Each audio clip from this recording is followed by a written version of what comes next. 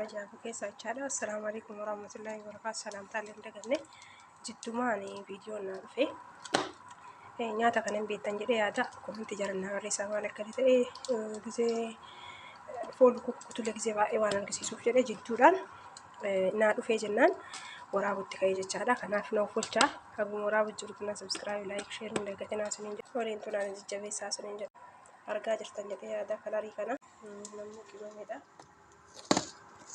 jirtanii jidduudhaan naa dhufee kanaafi hordoftoota kiyyaa subscribe like hin dagatinaa baay'ee YouTube subscribe naa godhana jajjabeessaa siniin jedha YouTube keessan tarinaa siniin subscribe share godhana jajjabeessaa siniin jedha hordoftoota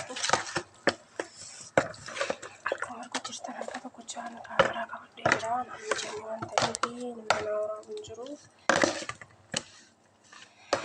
akkana waraabu waan hin jenneef kun argu jirtan foon lukkuu miicee qulqulleessee amma gara zayitiitti seensisutti jira.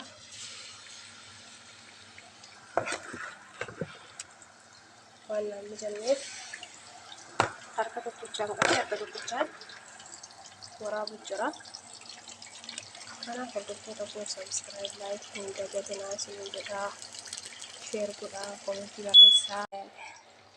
Nyaata kana maal akka inni ta'e waan beektaniif nan beektan jedhee yaada ijoollee mana arabaa daladde namni biyya arabaa dalagu hundi isaanii hin beeka. Kun ammoo loomii yaabasiidha yookiin loomii gogaa jechaadha. Hundi keessa waan beektaniif isinitti himuuf baay'ee hin dhiphadhu isiniin jedha koomenti naa barreessaa share like subscribe hin dagatinaa. Argaarta wanti kun maal akka ta'e kasbaraa bitanii asirra amma maal daana suuqii daddaana jechaadha. Suuqii yookiin ashaaboo ruuzis qopheeffadhee jira. Miicee bishaan isaa kan miica keessaa jissee akkanatti akkuma ruuza kamiinuu taana osoo miidhaan dalagamu.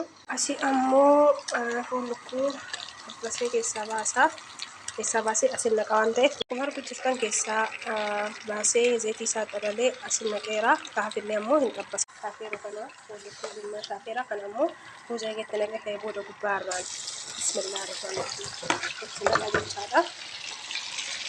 Kanaaf hordoftoota koo asirra ammoo akkuma asitti foon lukkuu asin naqadheera arguma jirtanii argaa jirtan jedhee yaada.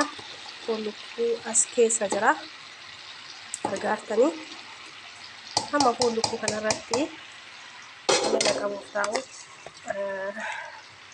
ruuza jechaadha.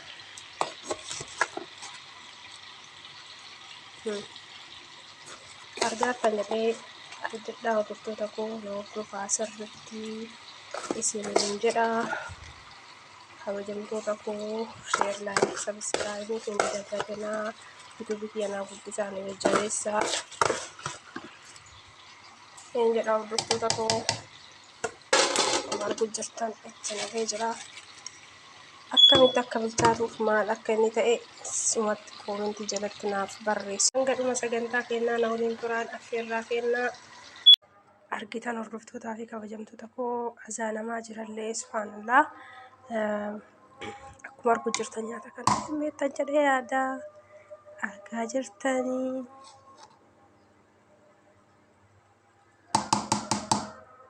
Like share subscribe hin dagatinaa isiniin jedha. Akka itti baafamus qophaa'ee jira. Kanaaf subscribe like hin dagatinaa isin jaaladha.